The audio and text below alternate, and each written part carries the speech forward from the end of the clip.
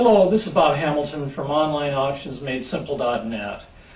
I wanted to take a few minutes and talk about one of the dilemmas that a lot of us who actually sell physical inventory, that we inventory ourselves and ship ourselves.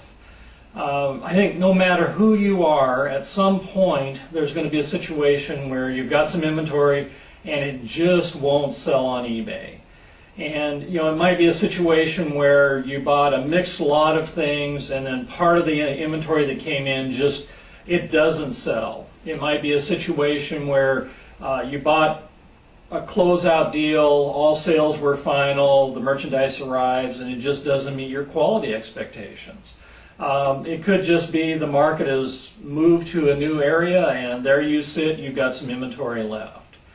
And eBay is a great marketplace, and one of the things I really appreciate about eBay is that almost anything will sell. So if it's not selling, there's something wrong with the product.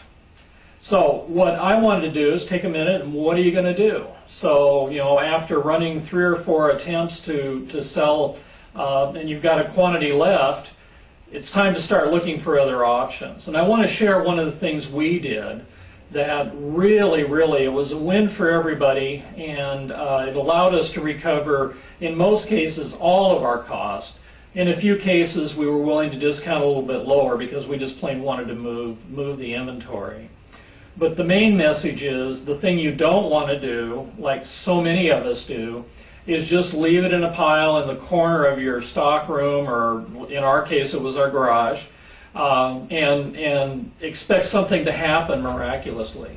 All that's going to happen is it becomes worth less, it collects dust, and you haven't got the money that you could have if you did something with that merchandise to turn it back into money so you could buy something that would sell. So it's important, part of managing your inventory is turning inventory that's obsolete and isn't selling well on eBay. Now, the thing that worked for us, and again, it took a while. It took a little bit of phone calls, a little bit of driving around talking to people.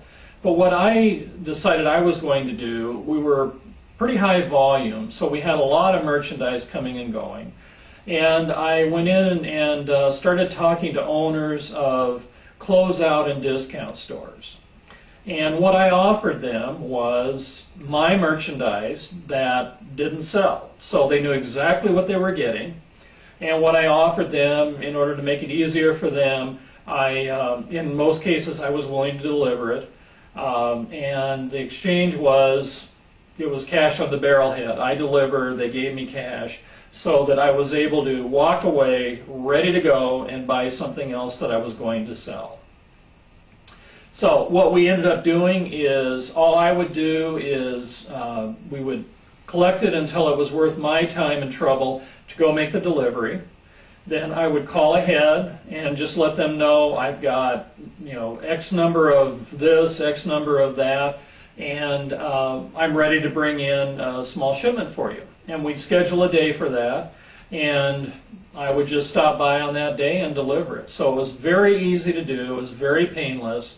But the important thing to us was it turned that obsolete inventory that was just sitting in the corner into cash so we could reinvest, buy things that were going to make money for us on eBay, and keep our business going. Now, the other thing I wanted to do is, there may be situations where you're not a high volume and you've still got a few items that you just don't know what to do. And there are a couple, 3 things I wanted to suggest to you. One, and something we've done, actually every business we've ever owned, donate to charity. It's a tax-deductible thing for you, and on the other end, and I guess my disclaimer has to be, check with your accountant to be sure I am not an accountant. The other thing, you're doing good. And so that's a great use for products like that. And so I would encourage you to consider charity as an option. Another thing you can do is, instead of selling one at a time on eBay, a lot of times by pulling those items together and selling them as a larger lot, you'll find you'll be able to sell them on eBay. Now, just like eBay, another great place, and advertising is free, is Craigslist. We've seen a lot of people moving to Craigslist for both buying and selling of merchandise that is associated with eBay one way or the other. Something you can do in some cases is you can pull those together and you might be able to make a trade with someone. Your merchandise for something that they have that would be a product that you'd be interested in. So the other thing is, consider making a trade. So you have a lot of options. You don't just have to use the discount idea that I'm giving you. But the important thing is, don't let it sit in the corner. Don't let it collect dust. Don't let it lose even more value while you're waiting to make a decision what to do with it. Typically, when something isn't selling, unless it's a seasonal product, it's not going to sell tomorrow either. So you're better off turn it into cash and move on. That's your eBay tip for today. This is Bob Hamilton from Online Auctions, MadeSimple.net. We'll see you later.